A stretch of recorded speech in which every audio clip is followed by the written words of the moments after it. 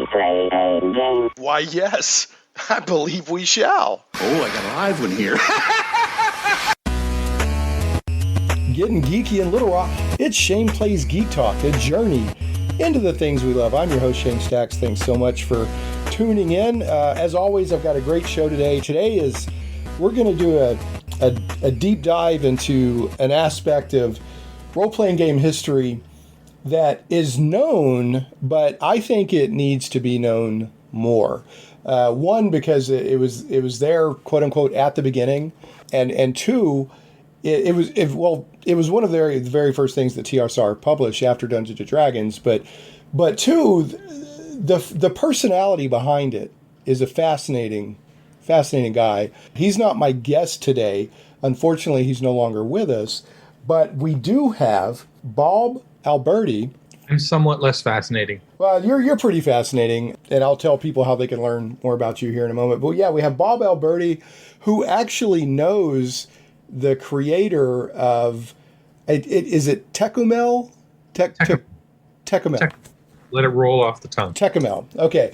Tékumel, also known as the Empire of the Petal Throne, created by Professor M.A.R. Barker.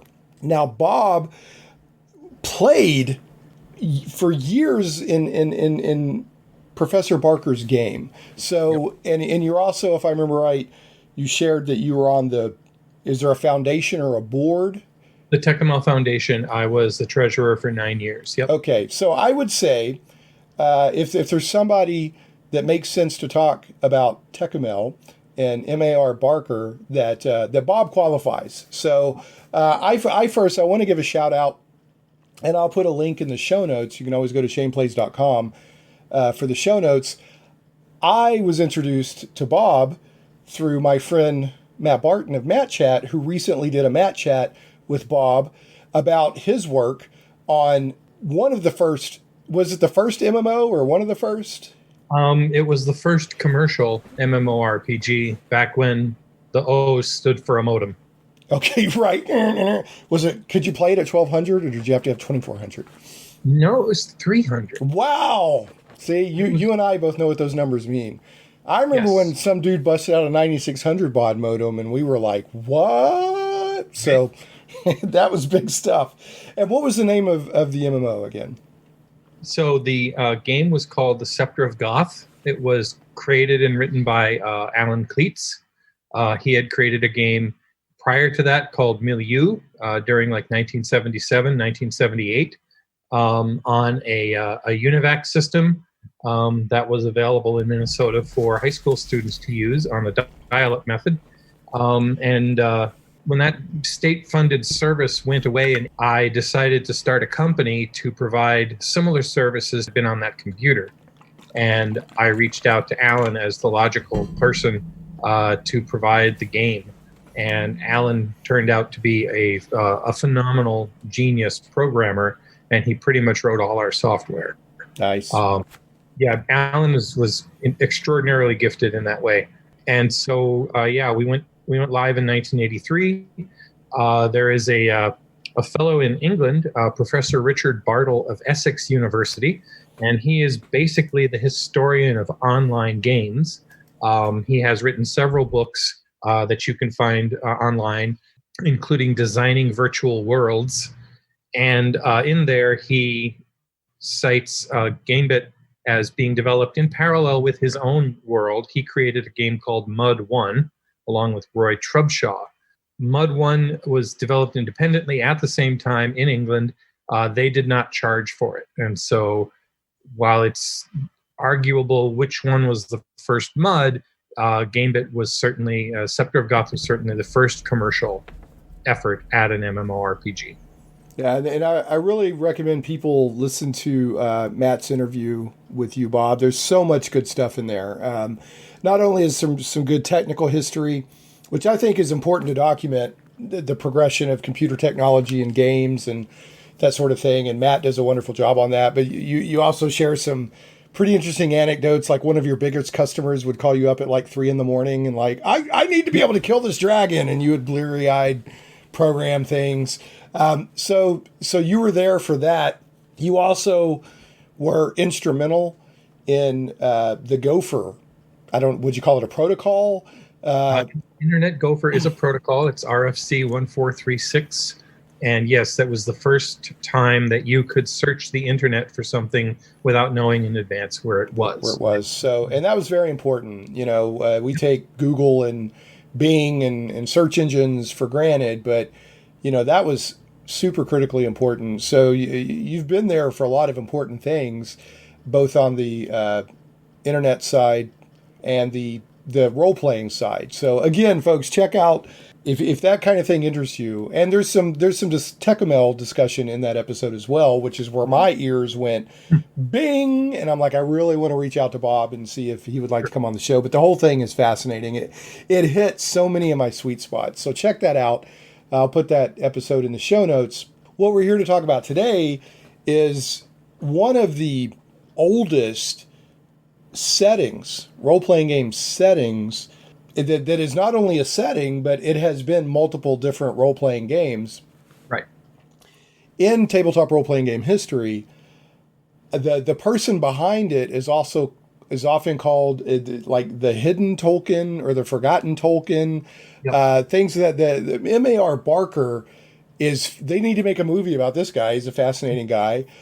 For example, I've been doing a little bit of research on him just on medieval history. I was reading a blog where they were talking about the war game tactics for Tékumel. There was a game, Tékumel has war, armies fighting and all that.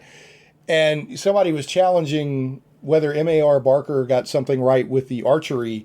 And the guy was like, I don't know, he had 900 books just on medieval warfare or medieval history, and he referenced somebody who actually shot one of the bows out of a museum. So I mean, it's not the guy, he's deep and he's fascinating, and so Tékumel. I'll share what I know, Bob, which is a little, because I stopped myself. I didn't want to over research. I want you to tell me all this great stuff. But Tékumel, if I understand right, M.A.R. Barker worked on Tékumel way before tabletop RPG. He was working on it like in the 40s. Like he was building this really intricate setting, probably wasn't even thought of as a setting at that time, a world. And what's interesting to me, I don't know if it's just a coincidence or if there's something deeper here.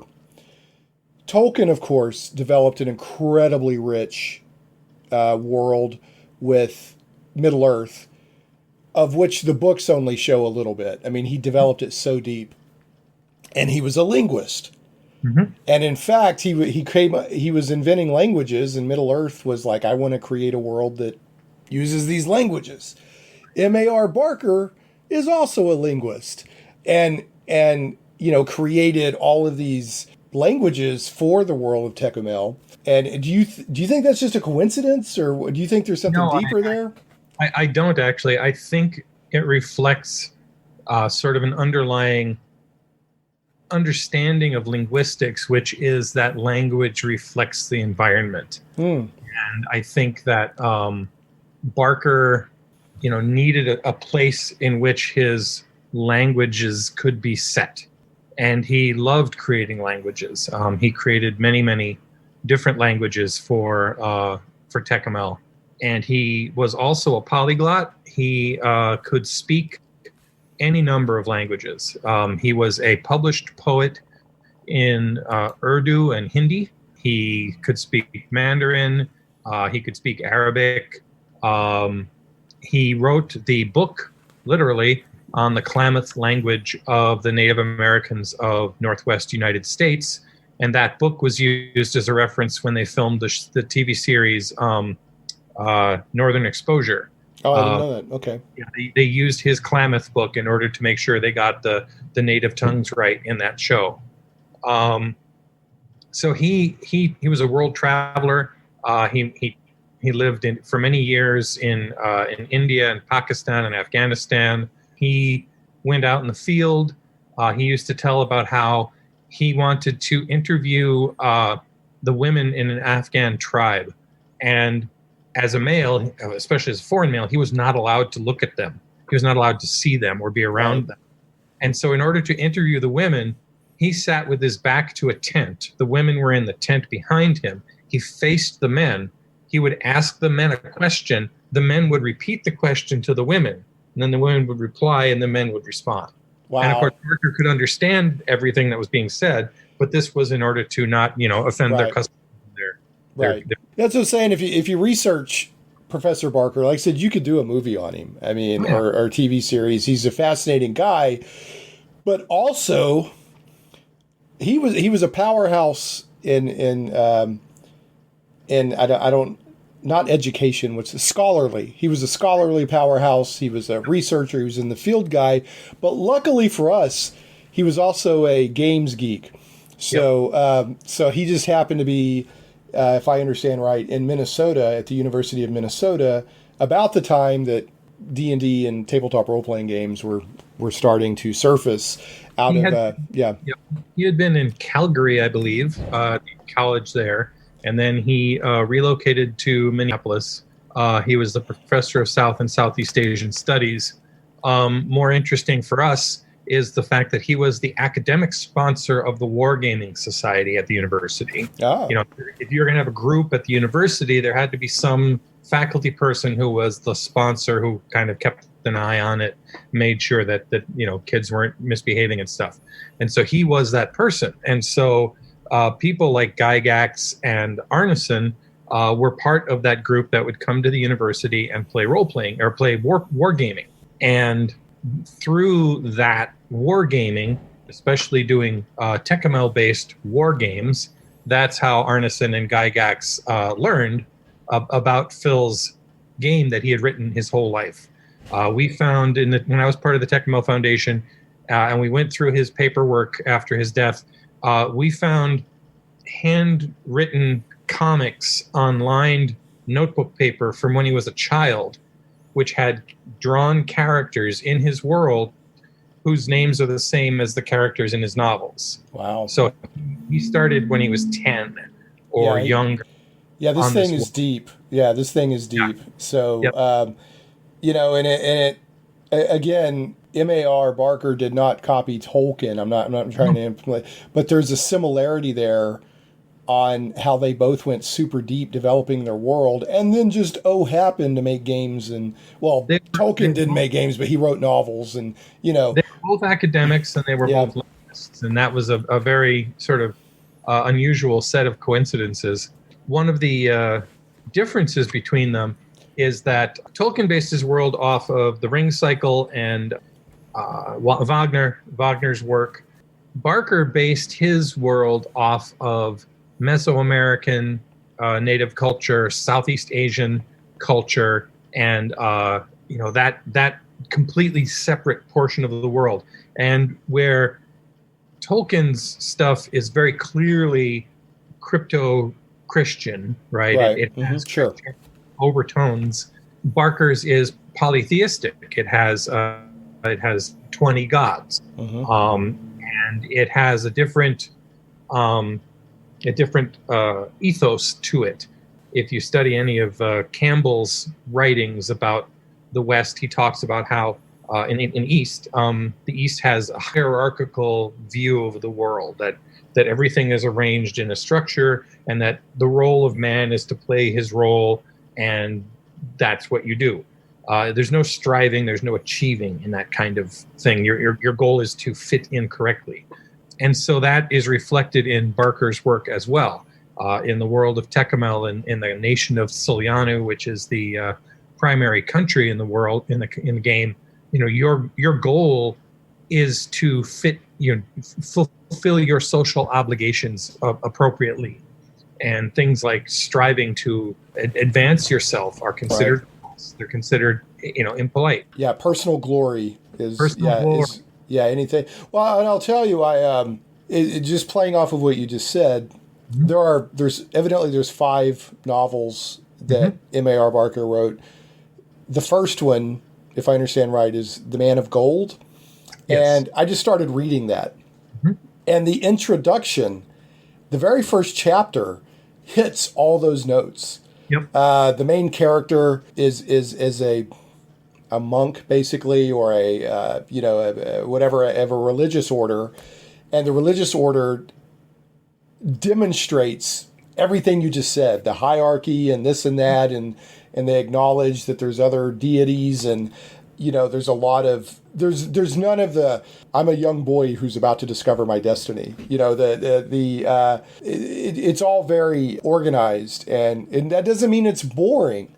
But it's very organized and a very clear social structure. And M.A.R. Barker does an amazing job of introducing the feel of the world of Tékumel with that monastery being a microcosm. It was very interesting to me. Yeah, and that's I've done Tékumel games at conventions. I've run Tékumel games, and part of the way I try to introduce players to the world is I will set a very simple kind of murder mystery in a single clan house, and they will all be members of that clan house, and they will be trying to sort out what happened in this small mystery. But the point of keeping it limited in that way, just as with the monastery, is to take this sprawling, overwhelming culture and try to present it in sort of edible chunks, so you can wrap your head around the differences, which are important. Yeah, there's a description in the book.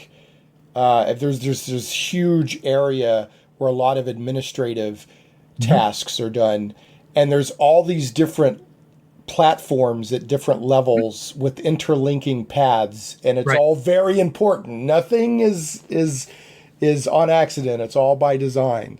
So very interesting. The visual representation of status is extremely important in Tékumel. Some cultures wear badges that show exactly who they are and what they do. The Libyani are another nation, and they actually tattoo on their face everything about who and what they are in a sort of a symbolic language. And so you can look at a Libyani and you can basically say, okay, this is a person who is an administrator in this temple, and they're part of this clan, and you can tell everything just by looking at the tattoos on their face. Right. Yeah, it's very important. So, and like you said, that's not just he's not just drawing from Eastern. He's drawing from what are the other cultures that he's drawing from? Mesoamerica, the Aztec, the Inca, the Maya. Right. So it's not just, I don't want people to think that he just took and modeled it after, some Chinese dynasty or something like that. It's much more layered and rich than that. So and then piled on top of that is the history of the world. The planet of Tékumel was a science fiction-y resort planet thousands and thousands of years ago, and then it was somehow sucked into its own pocket dimension where there's just one solar system, and that's it. And at that point, all of the technology stopped working, and a lot of things we'd call magic started working. And in order to survive, everything changed, everything collapsed, and then rose up again. And so you have this primitive culture, a culture that is, using draft animals to pull carts around and things like that. But it's built on top of the ruins of a highly technological culture. And so you have that mix of magic, fantasy, and science fiction all smashed together. Wow. Yeah. And then with that rich social structure. Yep. So it sounds really fascinating. I've heard about it for years. Most people that research tabletop RPG history are going to run across the Empire of the Petal Throne, which the Empire, the Petal Throne, that empire is not all of Tékumel. It's just one of the main empires, right? That's the longer sort of flowery name for Tsolyanu, which is the protagonist nation. Okay. And then Tsolyanu is surrounded by Muglavya, Livyanu, Mitlanyál, Yankor, and Haida Pakalani and others all around them. So there's actually a globe that Barker drew, right, and drew all the things. And I've gone through actually, and not only kind of calculated more information about the globe, but I've also mapped the solar system of Tékumel. Oh, wow. where the planets orbit relative to where solar orbits are, etc. So, yeah, and you've already mentioned that these planets, the solar system of the setting, kind of went into a pocket dimension, and there's no stars. The only heavenly bodies you see are like the other planets and whatnot. So, a pocket dimension is called a Béthorm, and the reason I mention that is because the current set of rules for Tékumel by Jeff D are called Béthorm. So if you want to play Tékumel, you can look up Jeff D's Béthorm and download, purchase that, and start playing. And I love Jeff D and his partner Amanda and the games they do. I'm a huge Village Vigilantes nerd, so and through that I've explored more what he's doing, and I saw that he was doing Tékumel. So now, do you have any? Did you have any interaction with Jeff D, or did he interact with the foundation while he was coming out? How were you involved at all with the rules he came up with? I wasn't involved in their creation or testing. Right. I was just the treasurer of the foundation. He did work closely with the foundation on licensing and on content to make sure it had the look and feel of Tékumel. It was a very good job the foundation did bringing that out and helping make that set of rules possible. Well, I met Jeff a couple of years ago at North Texas RPG Con, and he was telling me about Tékumel. It was probably one of the first times I ever met somebody who had played it or loved it. And boy, his eyes just lit up. He's like, you got to read the books, and you got to do this, and you got to do that, and da-da-da. So he's a true fan. Yep. Yeah, Jeff's a true fan. So since rules and settings have come up, we'll go ahead and address that. There's been several over the years. When you were playing, because you sat at M.A.R. Barker's table, if I understand correctly. Yeah. Was he using any specific system or just doing his own thing, or what was going on there? So there have been rules created for Tékumel basically every decade since the beginning. Empire of the Petal Throne, Swords and Sorcery, Guardians of Order, I'm forgetting one, and then Béthorm. And we didn't use any of them. The other one was Gardassial Adventures on Tékumel. Yeah. Theater of the Mind Enterprises. Okay, yeah. Yep. Home. And we didn't use any of those. So those rules existed. We didn't use those. If you look around on the internet, you can find what's called the Thursday Night Rules. And that was written up, I think, by my friend Keith DeLune. And it was a very, very simple set of rules. We would talk through a game, and then if we were trying to do something rash, we would say, Phil, I'm going to try to do a thing. And he'd say, roll your dice. And if the dice were low, 01 being the best, then you succeeded. And if the dice were high, 99 or 100 being the worst, then you failed disastrously. And that was pretty much what we did for rules. Okay. I think we used spells out of Swords and Glory, but we didn't really worry about range or effect or stuff like that. If you wanted to cast Missiles of Metallica, you cast Missiles of Metallica, and you either hit and damaged or you didn't hit or whatever. We were very, very casual. It was much more about the gaming and the fun than it was about rules. So that kind of brings up another question I had. What like D&D uses, although it's iterated over the years.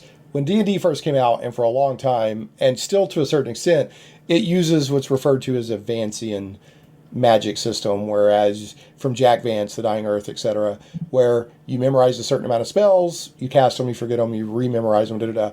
What kind of magical style or feel does Tékumel have? Tékumel has two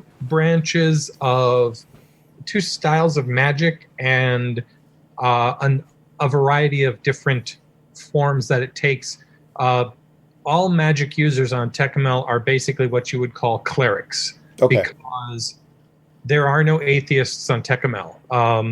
Because the gods on Tékumel are actual creatures of some sort, very powerful, that occasionally show up and make themselves known, there is no doubt about the gods. So there are 20 gods that the Sulyani worship. Other countries worship the same beings, but name them differently, conflate a couple together, whatever. the Soyani worship the Ingspanyali gods. There's 20 of them. They're divided into change and stability. So unlike a lot of games that have good and evil, the divisions in Tékumel are change and stability, progress and conservatism. And there's no inherent evil. There isn't a god who is evil. Is it considered if you just kill somebody in cold blood, is that considered an evil act? Or I'm not talking about the cosmology of the deities, right. But I'm just talking about the personal morality. No, it's considered wrong. Okay. Right? If you kill somebody in cold blood, it's just considered, what'd you do that for, you idiot? And I think that reflects the fact that, societies have their standards, and you don't just go and murder people in most societies. You can call that evil, and you can also just call that wildly impolite, and it's essentially the same thing. Instead, what you have is these 5 gods of stability, 5 gods of change, and then each of them have sort of an associate junior god who emphasizes one element of their worship, and those are the cohorts. So there's 5 gods of each pantheon, and then 5 cohorts. All of them have independent magic spells. So there's Vamukla has the flame spell, and Avante has a spell to cause gardens to grow, and Dilanala has spells to seduce people, and Sarku has spells to bring people back from the dead. So the magic system has psychic and ritual spells within it. Any given spell you cast might be psychic. In other words, you think hard about it, spell happens. Or it might be ritual. You have to wave your hands around, chant certain words, light some stuff on fire, and then the spell happens. And then there's a third form of magic, which is actually technology, which is that you can find things that are called eyes. They're small spherical things that can fit between your fingers. And these are devices that do spells. So you push the button on an eye, and fire shoots out of it, or you freeze something in time, or you make someone calm who was upset, or you bring them back to life. So the Numenera game and setting from Monty Cook, its conceit is that major amazing civilizations have risen and fallen 9 times, or 8 times, and now you're in the 9th world. Right. And the Numenera are actually, you're constantly finding magical devices that are really technology. It's like expected that you're constantly finding this stuff. Now, in Tékumel, is it extremely rare to find bits of previous technology, or is it, how rare is it to do that? There's real Tékumel. Yeah. And then there's game Tékumel. All right? If you're an actual schlub in Tékumel, if you're a clerk who goes to the Palace of the Realm and writes up scrolls every day, you'll go your whole life, you'll never see a magic object, all right? Okay. But if you're some Yahoo from Sheboygan who's playing Tékumel, your character is certainly going to stumble across all sorts of magical items. I gotcha. As to the sort of the tastes of the DM. But there are things that you do frequently find. One of them are tubeway cars. There's a mass transit system built into the planet that still exists. And so if you go down into the dungeons and you fight the monsters, you will frequently stumble across a room in which there is a sphere hovering in the air. And as you approach it, a door opens up. And if you climb into that, door shuts, you push a button on the console.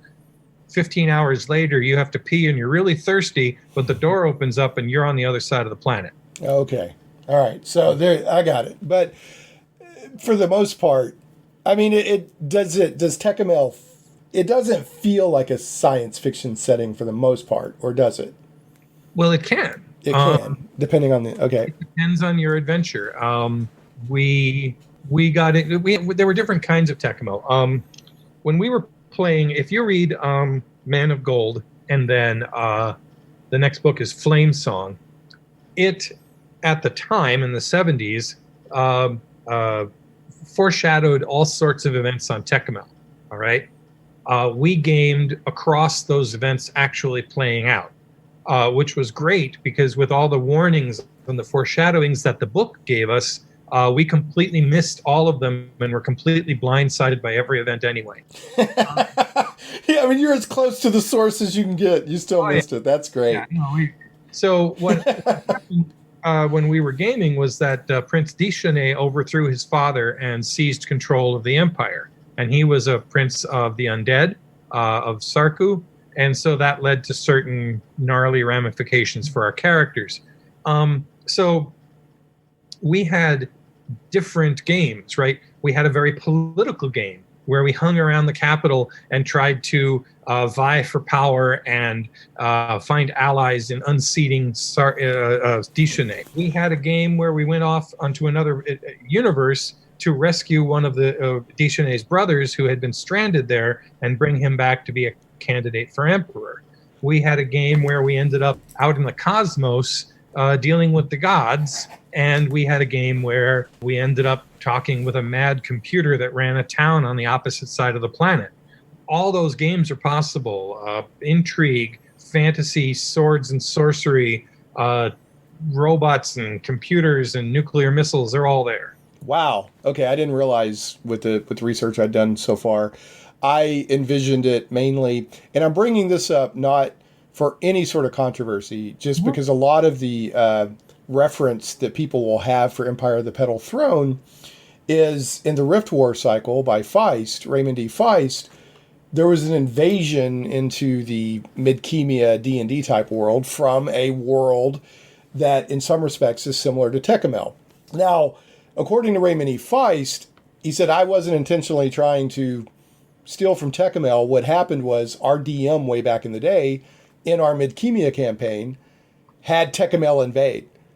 But I didn't realize that was other IP, you know. So there's a the universe that invades Midkemia it sounds like it's just the Petal Throne part of Tékumel. It's very, you know, there's houses and clans and there's practically a Petal Throne and all that. But what you're telling me, so if most people are thinking, well, Tékumel is just and I think it's Belaya. I'm trying to think of the Kelawon was the empire in the Rift War saga. It's not just Kelawon. It sounds to me like Tékumel is way beyond that. Yeah. Okay, that's cool. Yeah. In Feist's world, they're called the Surani rather than the Sulyani. Their neighbors to the north are the Yankora rather than Yankor. So it's quite clearly the same. Right. For all that he protests that it was inadvertent, he has had several years to put an acknowledgement of that fact into his frontispiece of his books, and he never has done. He never has. Yeah. See, I don't know all the background there. There was a lot of bad blood. Yeah. All I know is supposedly he claims that it was, and I wasn't trying to bring up controversy. I was just a lot of people they search. Remember CompuServe? I do. Okay, so we're going back around again to this old to the back, computer stuff. I got into very heated arguments with Feist in the Did you? Okay. CompuServe about this before I was gaming with Barker. Wow. Okay. What ties this all together, if we come back around to Gamebit, is that I designed the world for Scepter of Goth, right? Alan Cleats wrote the software, but I designed the city and the countryside and the monsters and then the weapons and the little adventures and stuff like that. I was the guy who did the game database. My company, Gamebit, we hired a programmer to help us with software because I was busy doing that. Alan was busy doing other things. And so we needed another programmer. The guy we hired copied our software and attempted to sell it. And then when we caught him doing that in our own chat room, we fired him. He took our copy of software and set up a competing company in town with us, all right, and ripped off everything. He just ripped everything off from us. There weren't laws back then that could concisely address what he'd done because... It's like, what is property, right, when it comes to programming? Yeah, all that stuff, right? Yeah, right. So I was very annoyed at having been ripped off that way. And I also worked at the University of Minnesota, so I would see Barker occasionally. And I knew that Barker had likewise been ripped off in this issue with Feist. And so on occasion, I would say to him, hi, I just happen to know about this situation. And yeah, it really sucks having your IP ripped off, doesn't it? And that was kind of how we first got acquainted. Interesting. I was going to ask, how did you end up in his circle? So, well, let me back up for a couple of things here. One, I wasn't bringing it up for controversy. However, anything you want to share on your perspective on what happened, feel free. Yeah. I don't want to push a guest into controversy, but if a guest is like, I have strong feelings, feel free to share. Second thing is, how did Professor Barker feel about it? Was he upset about it, or? Oh, very upset about it his whole life. When I got ripped off, the other partners in my business were not willing to sue. They were not willing to take any legal action because they felt that we were overstretched enough anyway. It's not like we had a lot of money. And, what were we going to get out of him if we were successful? So they didn't want to take action. When Barker got ripped off, he approached Don Wollheim, Daw, who had published his novels, and said, this is a clear, breach of copyright. You should do something about it. But Barker's novels hadn't really sold enough to make it worth Daw's time to sue Feist over it. So both Barker and I shared that irritation of having been ripped off and not being able to do anything about it. So what is your perspective? My perspective is that Feist probably is completely honest about the fact that he didn't realize he was ripping off Barker, and that doesn't matter. Once he had discovered he was doing so, he needed to do something about it. He should acknowledge it. He should have at least acknowledged it. He never did. He was very defensive. He was very rude, and so frankly, that guy can go kick rocks as far as Okay. Well, I all I know is that I was researching, and of course the connections came up. And then of course when I read the Rift War saga, a lot of people read Feist in the 80s. Yeah. And I guess someone in the 90s, but he was the Rift War saga was a major book series. Yep. And that Kelowon was very exotic and fascinating. And that was a major part of what made the books interesting. So, yeah, I agree. He could at least say, hey, it's come to light, and give credit where credit's due and that sort of thing. So I agree with you on that. The other thing that's fascinating to me about the Rift War saga and Kelowon and Tékumel, and also, everyone loves Drizzt Do'Urden books from the Forgotten Realms. They're Drizzt, blah, blah, blah. My favorite Drizzt book from when I was in high school in the 80s was Homeland, where it told the story of all of these competing clan houses in Menzoberranzan scheming against each other in a very long game sort of way. Mm-hmm. And politics usually doesn't fascinate me in a tabletop role-playing game, but that really subtle maneuvering of all of these clan houses against each other in a way that is both open and like everybody knows what's going on, but nobody admits it. And it's fascinating to me. And at least the Empire of the Petal, I don't know of all of Tékumel, but the Empire of the Petal Throne is rife with that. I mean, right. So can you expand a little bit on that, on how the politics of that? Sure. Yeah. While we're mentioning other things to look at, I'll mention Donald Kingsbury's Courtship Rights, which I believe is a novel that may have had some influence from Tékumel, but is solidly his own creation. Okay. However, it's a very well done story. It feels a lot like Silyanu, so it's a fun read as well. But we had a lot of intrigue. We had intra-party intrigue in that way. My character, Arjahi Vaisaner, was a priest of Kasarl, who's the priest of secrets. And so I was constantly at odds with the rest of my group because I had to maintain an external face that I was cooperating and helping. And yet at the same time, I was constantly working for my temple and for my own interests. And that's how they should also have been behaving too, and probably were. So, for example, one time we went off and we had this rich adventure, and we came back with a treasure trove of stuff. And I sent notice on ahead to my temple. And so when we arrived to a grand celebration. Everyone was so excited about all that we'd accomplished. We were treated like celebrities and everything like that. But that was all my temple. It was all set up so that they could then take all of the treasure and keep it to themselves. And meanwhile, my teammates are like, yeah, everyone This really is great. yeah, we're great. And meanwhile, we're in the hold of the ship hauling out the treasure. So there was a lot of that kind of intrigue that went on. That goes on all over the place in Tékumel. A lot of that kind of stuff. All right, so I'm gonna take a quick break and do some show notes, and we'll be right back. But what I want to do before then is I want to let people know about this. Another thing that Matt Barton brought out when y'all were talking that just fascinates me is this vilification tennis that you're a part of. So tell us a little bit about that, and then I think you have an upcoming event of vilification tennis, and then I'll take us to some show notes, and then we'll be right back. All right. Vilification tennis began over 30 years ago at the Minnesota Renaissance Festival, and it's insult comedy. It's called tennis because we have two pairs of people who insult each other back and forth like a tennis game, and a judge who scores it. And we insult each other for your entertainment. That's what we do. And when COVID came along, we had been performing at the Bryant Lake Bowl in Minneapolis. Now we perform online. And this is all relevant because your listeners can tune in on Friday, November 27th, and I'll be part of Vilification Tennis Works from Home, which is our November show. I'll also be part of our F2020 show. I'm sorry. Exactly. We have one on New Year's Eve and one on New Year's Day, with separate casts for each one. And so I'll be a part of the New Year's Day show. So. Fun.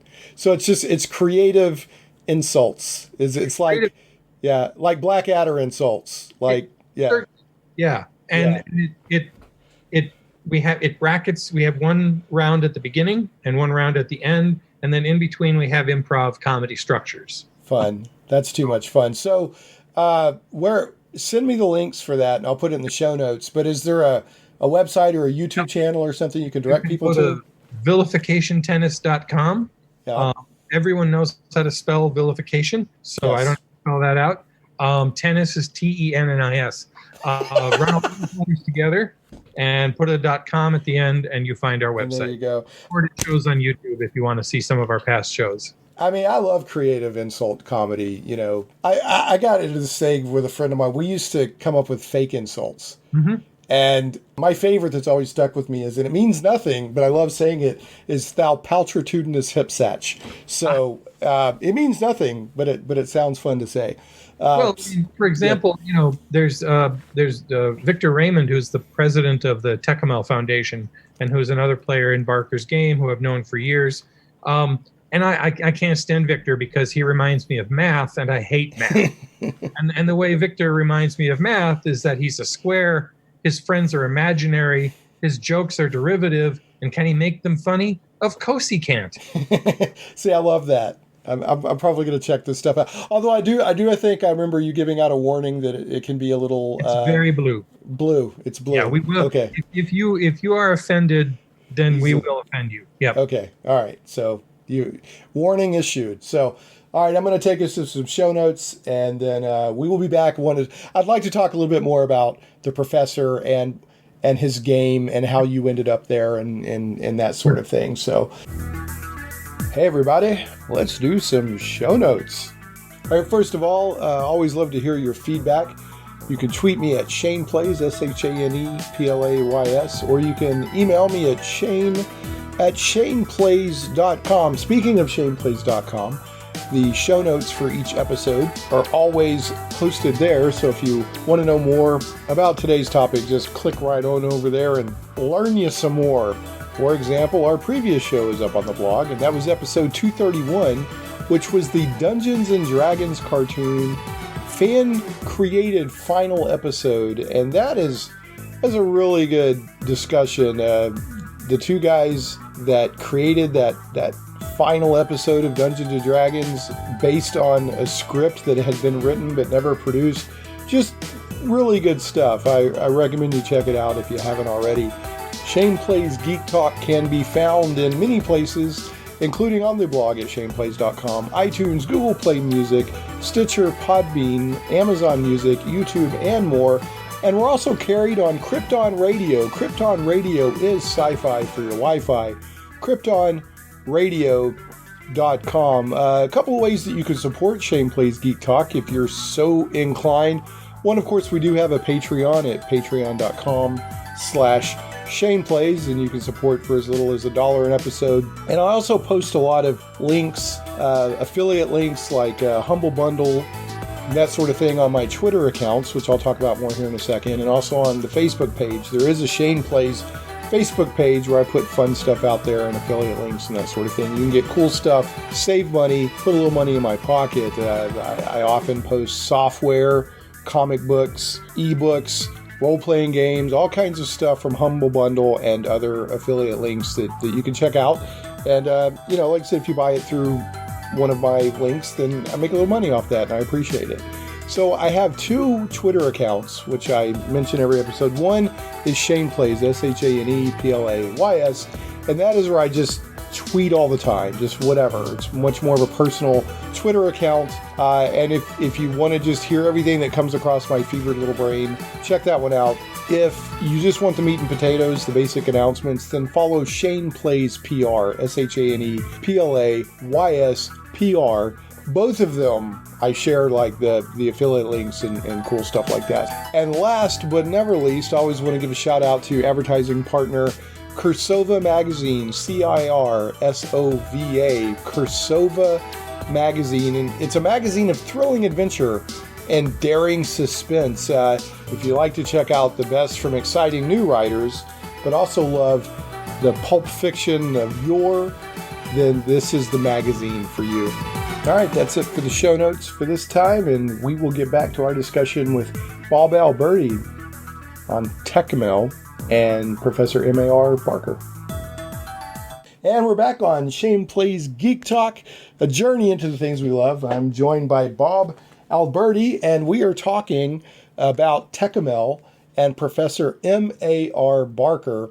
And it's so fascinating. We're, no matter how much we talk today, I feel like we're just going to scrape the surface. But one of the things I like to do with Shane Plays Geek Talk is my favorite feedback, Bob, for this podcast is when somebody contacts me and said, I didn't know anything about that topic, but now it's interesting to me and I want to know more. And so this is very much one of those shows. It is an important part of tabletop RPG history that people either don't know about or know just a little. They think they know something, but they really don't, because it goes so much deeper than that. We established earlier in the show that, Professor Barker, magnificent mind, really incredible academic, both at the campus and in the field, multilingual linguist, built rich worlds, is considered the authority on, languages, and has been published in different languages for poetry and that sort of thing. So he went deep. Mm-hmm. One thing I noticed in the research I did, and also earlier, you were referring to him as Phil, and he was born Philip Barker. Right. M.A.R. Barker. He converted evidently to Islam at one point, and the M.A.R. comes from Muhammad Abd al-Rahman Barker, if I understand correctly, which I love the M.A.R. Barker and J.R.R. Tolkien. It just feels so, has a mystique to it. Yep. But I mean, do most people refer to him as Phil if you knew him, or, okay. All right. He's basically called. But he evidently, legitimately was impressed with Islam and genuinely converted. He was a faithful Muslim, and he was buried in Islamic tradition.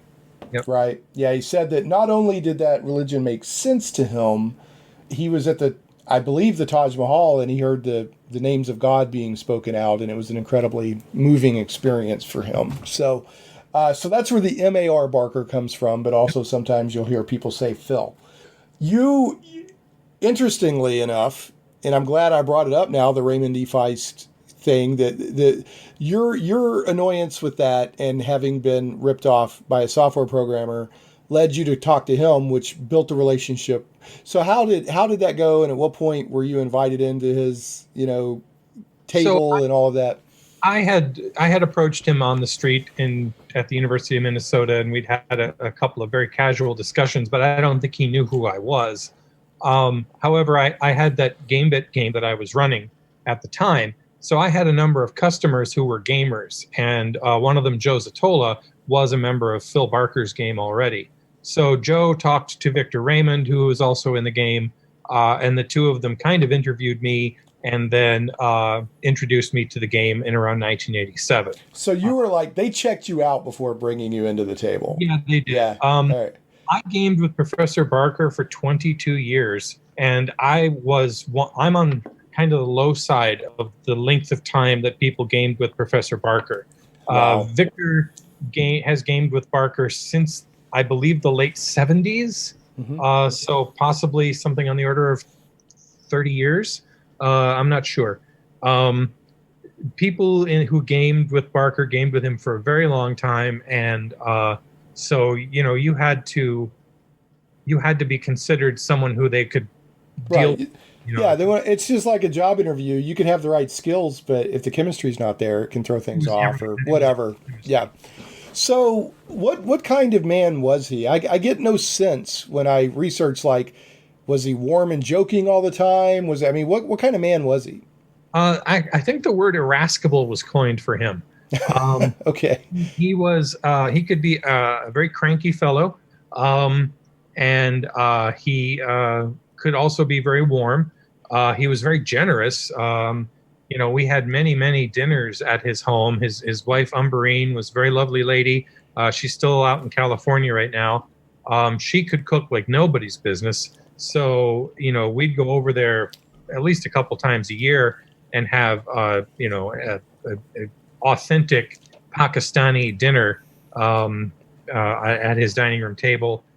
He had a house that was full of all sorts of amazing knickknacks. He had a suit of armor in the dining room next to the dining room table. There were, Hindu knives and swords and daggers along the walls. His fireplace was bracketed by two German greatswords, Zweihanders. So he was very much out of central casting. He was very much the academic and sort of the irascible old professor whose imagination provided all sorts of amazing games, and he was phenomenal to game with. I mean, over the top, hard to believe kinds of things that he would accomplish. One thing I talk about is how early on in the game I had an NPC named Kagor, who was a slave, a servant who worked for me. Only it turned out he wasn't. He was actually a leader in my temple traveling incognito. And so eventually this is revealed. I go off. I have other adventures. Years go by. At some point, I'm in a crowd, and I spot the back of somebody's head that looks familiar. And I'm like, is that Kagor? And Kagor turns around, and it's him. And I haven't seen him for 10 years. And he's able to fill me in on everything he's been doing in the meantime. And this was all in Barker's head all the time. He had the whole world, thousands of characters in his head all the time. Well, that's again, to draw that comparison to the way that Tolkien did things and Professor Barker. I read that evidently, Barker had thousands of manuscript pages on just all kinds of aspects of Tékumel. So everything that happens, it sounds like, in one of his games or one of his books, or the same way with Tolkien, you're only seeing 0.01% of everything that's under the surface there, right, which is why everything feels so rich and real. Well, and that's why we can have the novels to clue us in and still be blindsided by events because we were deep in the shag of the carpet and we couldn't see the pattern, So it sounds like that at least at times he opened up his personal life to his gaming group, having you do his home. Mm-hmm. Did you feel like you were friends with him, or did you feel like he was your DM? Oh, no, he was a friend. He was a friend. Yeah. And is there, I can't imagine people would game together that long and not relationships at the table build strongly. So I'm guessing the players have fairly strong relationships. Are you still in touch with a lot of them? We're still in touch. I mean, when Phil was getting old, and it was clear he was coming towards the end of his life, he formed the Tékumel Foundation. I believe his wife is still the chair of it officially. It was the IP inheritor, the literary executor of Phil's Tékumel-related information. Those of us who are on the board initially, it's at that point, and we were all friends, and it was all a labor of love to put all this stuff together and get it cleaned up and ready to go. One of the things that Phil did is that he was very casual with his IP in the 70s. And so, for example, somebody could call him up, and people did. They would call him up and say, "Hey, Professor Barker, I'm a big fan. I love Tékumel." And then they'd say, "I was thinking of coming out with a line of Tékumel lunchboxes," right? Or whatever. Yeah, whatever, right. And Phil would say, "That sounds great. Have fun." He didn't realize he was giving an indefinite license to produce for no compensation to this person. And years later, when he passed away, the foundation's job is to go through, find all those people, right? Send them $1 and a contract that says, in exchange for this consideration, I release all claims and holds upon the IP regarding Tékumel lunchboxes. And in order to produce things for Tékumel, we had to clean that up. Otherwise, if someone else came up with a Tékumel lunchbox, we could get sued. Right. So a lot of what the foundation did in its early years was that kind of paperwork and that kind of expensive, legal, slow process of cleaning up the rights to Tékumel. That's good that not only that he established that foundation, but after he was gone, that people still took it seriously and treated it. I have to credit Victor Raymond, because he had seen what had happened to the IP of other authors, Michael Moorcock and other people who had passed away, and their IP had gone every which way but good. It had gone into receivership. Somebody bought it for $1 at an auction. That was the kind of thing we were trying to avoid having happen with Tékumel. If you're foresighted and you have good people, you can protect that IP. I know it sounds like the Tékumel Foundation's doing a great job. I have a buddy who has written the only officially, I don't know, he was able to finish a Tarzan story that Edgar Rice Burroughs started because he's got a strong relationship with the Edgar Rice Burroughs Foundation. And of course the Tolkien, Christopher Tolkien was very, very good at protecting J.R.R. Tolkien stuff. So, people, you think that people will treat this right because they love the IP. No, they won't. I mean, there are, even if they have good intentions, they could still accidentally run something into the ground. So, yeah. And you were the treasurer for how long? 9 years. 9 years. So if I, and I'm speaking as the, hypothetically, so if I wanted to, hey, I want to do a Tékumel comic book, then those people would need to approach the foundation. Right. Right. Okay. And what they would need to bring to the foundation is a solid business plan. And this is what a lot of people don't understand. Not just this is cool, but... Right. 9 out of 10 people who approach anybody with an idea like that, it never gets past the idea stage. Right. Somebody like Jeff D., who's a professional who knows what he's doing, he comes to the foundation with a business plan.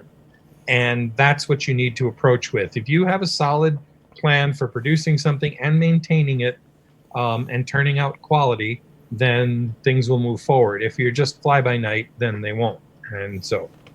Fair enough. Yeah. No, Jeff and his people, they've been doing role. I mean, Jeff was part of the original basic D&D. He's been there. So, and I'm really intrigued. I was already intrigued by Tékumel, but I'm even more intrigued now with your descriptions of how much more there is to it. I had no idea. I saw it as just sort of the Petal Throne stuff. So I guess let's finish on this. Why, given that the makeup of Tékumel and the motivations of Tékumel, because the typical D&D, not all D&D games, but the typical D&D game is sort of a Western European, let's go slay stuff and get gold and get renowned and get glory. Right. Okay. Tékumel is not like that. So what are the adventure hooks in Tékumel? What gets somebody adventuring in Tékumel? Well, it's funny because, when we initially started gaming in Tékumel, someone would approach us and say, I have a wealthy patron, and he's looking for some people to go retrieve something from the underworld, and he'll pay you some gold to go get it. And we'd go down in the underworld, and stuff would happen. After we'd been gaming in Tékumel for 20 years, someone would approach us, and they'd say, I have a wealthy patron, and he would like to pay you to go into the underworld. And we'd go, ho, ho, ho, ho, ho, hold up there. Yeah. He wants us to go into the underworld. Yeah. No. But he's going to pay you a lot of money. No, we're not going into the underworld. And that was when we realized we'd role-played it right into reality. Because anyone in their right mind would look at that and go, I'm not going down there with them and get eaten. So the patron can get a statue of Mitlanyál for a ceremony. No. Right. Go ask the club. Yeah. So, we had other things on our mind. We had a whole set of adventures with a whole set of separate characters in which all we did was try to reclaim a valley that had once been settled and then had been allowed to lapse back into the wild. So we settled the valley of Kashkamai and discovered all sorts of secrets about it. And that was our whole adventure for years, was just, figuring out this ancient valley. We had a number of adventures where we simply endeavored to expand the map of Tékumel. And so we sailed over the pole to get around to the other side of the planet, and then mapped out the planet and various things over there. The opposite side of the planet is dominated by Hukun and their sort of client species, the Chima. Guys run everything over there. Some humans, but they are the dominant species on the other side of the planet. It's the semi-transparent Hukun and the annoying little Chima who basically run the show on the other side of the planet. Right. That brings up, there's a variety. You're not just humans. Right. They introduced right off, we referred to that novel, The Man of Gold. Mm-hmm. Who I believe the protagonist is going to be anyway, everything's from his point of view so far, was fostered by insect people for 13 years. Yeah. So it's, and I assume that there's different playable races besides humans. You can play a Peichoi, a Swamp Folk, a Tinalia, a Hlutfergu. You could play a Shen. There's all sorts of other sentient races on the planet. And when you think about it, that really alters the psychology of humans on the planet. Because they're not on top of the food chain. Right. We're on top of the food chain. We're everything, right? On Tékumel, you are just one of a bunch of sentient species. There are creatures that are bigger than you. There are creatures that are lower than you. And you're in the middle someplace. And that's a completely different way of looking at the world than walking around Earth today going, I'm the alpha predator.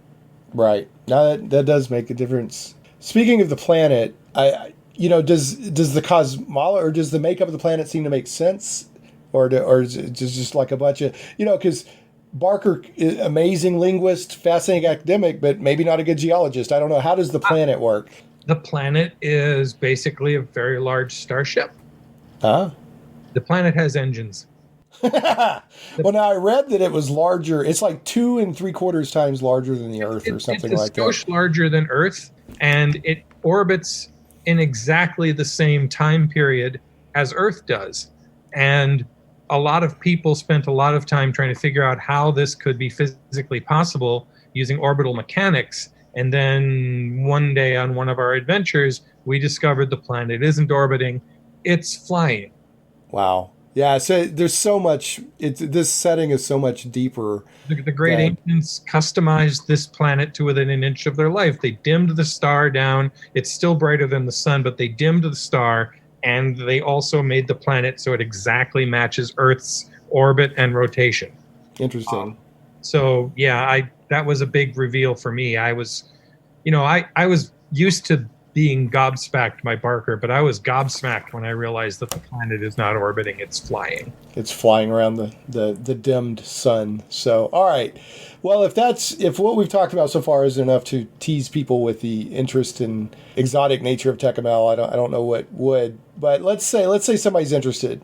Mm-hmm. They want to either learn more about Tékumel or they want to play in Tékumel, but they want to get their head around what Tékumel is before they jump in. What starting point do you recommend? So right now I would say start with Béthorm. It's the current set of rules. It's very well written. I have a book I wrote with Barker called Mitlanyál, which is the 20 gods of Tékumel explained. The reason I wrote this book is because when you'd start a game of Tékumel, they'd say, well, you have to worship somebody. Who do you worship? Who?